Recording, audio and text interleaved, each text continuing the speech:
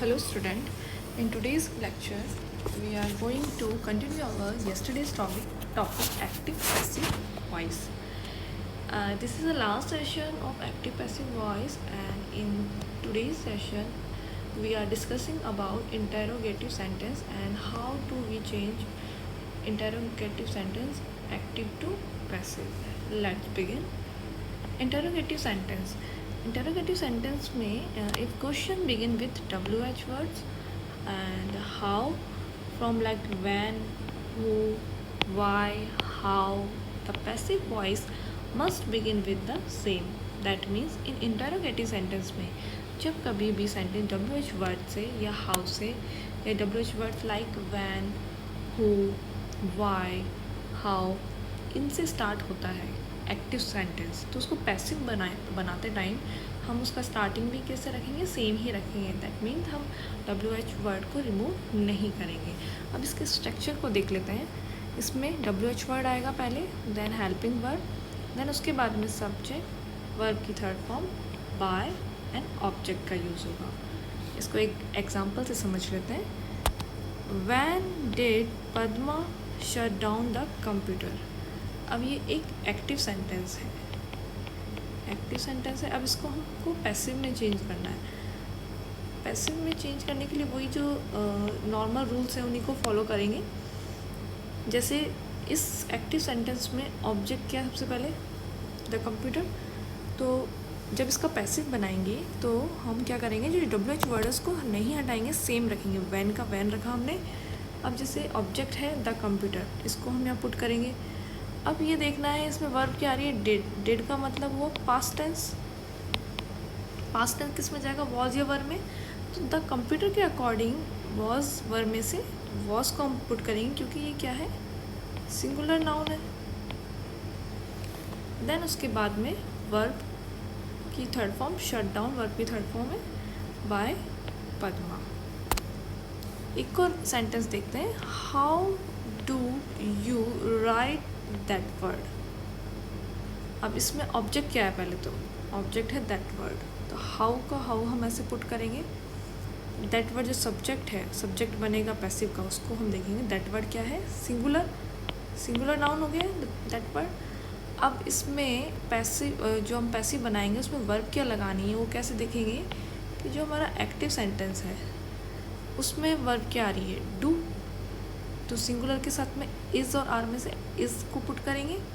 Then right का return कर देंगे वर्ब की third form and by you.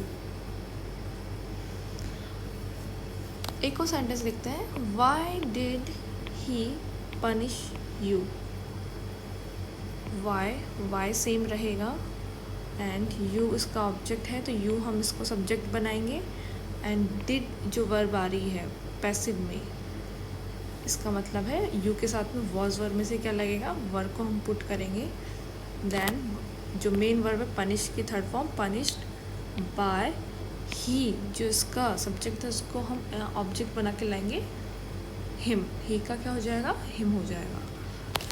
And one thing is noticeable that WH questions which begins with who get replaced by whom in new sentence. That means किसी भी active जो sentence होगा आपका उसमें अगर वो who से स्टार्ट हो रहा है तो हम उसको जब उसका पैसिव बनाएंगे तो किस में चेंज करेंगे, by whom में. जैसे who took the book. अब who का who नहीं लिखेंगे, इसकी जगह क्या लिखेंगे, by whom. देन उसके बाद में जो ऑब्जेक्ट है द बुक, उससे पहले क्या लिखेंगे,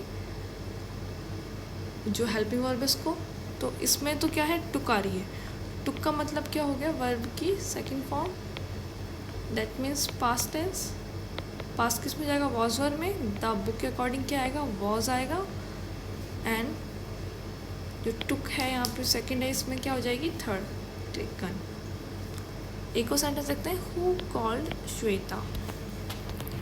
हु का by whom, by whom. Shweta object है तो उसको हम सब्जेक्ट बनाएंगे. यहाँ पे श्वेता सिंगुलर नाउन है.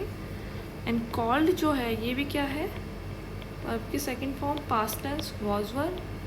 तो श्वेता के साथ क्या लगेगा, वॉज। तो by whom was Shweta called. Called का जो ये सेकंड है, ये थर्ड भी क्या होगा, कॉल्ड ही रहेगा। अब हुम आ जाता है सेंटेंस में, हुम गेट रिप्लेस बाय हु। अगर एक्टिव सेंटेंस में हुम आ रहा है, एक्टिव सेंटेंस में हुम, तो उसको पैसिव बनाएंगे तो किसके साथ रिप्लेस करेंगे, हु के साथ। जैसे हुम डिड यू लाफ एट, हुम डिड यू लाफ एट। अब इसमें ऑब्जेक्ट नहीं है, इस चीज़ का ध्यान रखना, इसमें ऑब्जेक्ट क्या है, एब्सेंस है, ऑब्जेक्ट नहीं है। अब इसका पहले हम देखो जो हुम है उसको हु में चेंज करेंगे, देन उसके बाद में जो वर्ब है उसी को लिखेंगे सीधे, लाफ्ड। लाफ का क्या हो जाएगा, लाफ्ड एट। अब इसमें जो डिड है उसके साथ हिसाब से हम क्या लगाएंगे, वॉज लगाएंगे यहाँ पे, एंड यू जो यहाँ पे सब्जेक्ट बना है यहाँ पे ऑब्जेक्ट बन जाएगा बाय यू। एक और सेंटेंस देखते हैं same, whom did you invite। अब इसको कैसे बनाएंगे पैसिव, whom का कर देंगे हम who, देन did का was, एंड वर्ब लेंगे यहाँ से, इनवाइट है तो उसका वर्ब की थर्ड फॉर्म कर देंगे इनवाइटेड, देन उसके बाद में बाय यू। ये तो हो गए थे WH वर्ड वाले। अब हम कुछ सेंटेंस देखेंगे जो हेल्पिंग वर्ब से शुरू होते हैं। जैसे if the question in active voice begin with A helping verb like am, is, are, was, were, will, have, should, could, the passive voice must also begin with a suitable helping verb। That means अगर कोई भी active sentence helping verb से start होता है तो वो उसका passive भी किससे बनेगा, हेल्पिंग वर्ब से ही बनेगा। जैसे इसका स्ट्रक्चर देखते हैं, पहले हेल्पिंग वर्ब आएगा, देन सब्जेक्ट, देन वर्ब की third form by, and object का यूज होगा। Let's take a sentence for understand it. Can we change the curtains. Can का सेम रहेगा कैन, अब ऑब्जेक्ट है द कर्टेन, उसको हम यहाँ पुट करेंगे the curtains, and be, can की मॉडल है इसके साथ में बी लगेगा, that's why here I am putting be, and change का चेंज हो जाएगा, ठीक है, वर्ब की थर्ड फॉर्म। देन उसके बाद में एक और सेंटेंस देखते हैं, should Vikram have an injection. Should का शुड सेम रहेगा, ऑब्जेक्ट क्या है, एन इंजेक्शन, तो ये हम यहाँ पुट करेंगे। देन उसके बाद में बी का यूज़ करेंगे, एंड हैव जो है उसकी वर्ब की थर्ड फॉर्म कर देंगे, हैड हो जाएगी। देन उसके बाद में बाय विक्रम। अब कुछ सेंटेंस जो हेल्पिंग वर्ब से स्टार्ट हो रहे हैं वो तो मॉडल से स्टार्ट थे, अब हेल्पिंग वर्ब वाले भी देख लेते हैं। Did she recognise you. अब did she recognise you, object क्या है, यू, यू सब्जेक्ट यहाँ बनाएंगे हम। अब डिड के साथ में यू के साथ क्या आएगा, डिड है इसका मतलब वॉज वर्ब में जाएगा, यू के साथ हमने क्या लिखा है, वर लिखा है, तो वर यू वर्ब की third form recognized by, she का क्या हो जाएगा, ऑब्जेक्ट हर। एक और सेंटेंस देखते हैं, was he making cakes. Was he making cakes, तो केक्स क्या है, सब्जेक्ट हो जाएगा। अब वॉज है तो केक्स क्या है, प्लूरल नाउन, इसके साथ में क्या लगाएंगे, वर्ब को लगाएंगे, तो वर्ब केक्स मेक ing, और जो रूल्स हैं सेम रहेंगे, तो बीइंग लगेगा। देन उसके बाद में made by him. Now last है जिरन एंड इन्फिनेटिव। जिरन को और इन्फिनेटिव को कैसे हम पैसिव में चेंज करेंगे देखते हैं। In passive voice gerund and infinitive are form differently. How? In infinitive passive voice is form as a to be and plus past participle, that means verb की थर्ड फॉर्म। जैसे I want to shoot the tiger, then passive बनाएंगे तो उसका I want, यहाँ से object को लेंगे the tiger to be, then उसके बाद में पार्ट पार्टिसिपल शूट का थर्ड होगा shoot।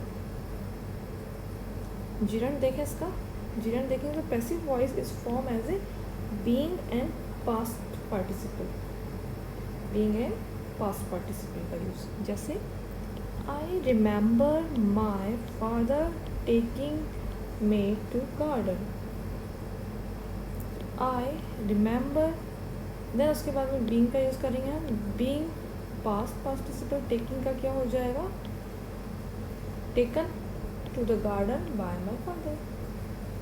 This is all about active passive and we are done here our topic, and tomorrow we will start a new topic.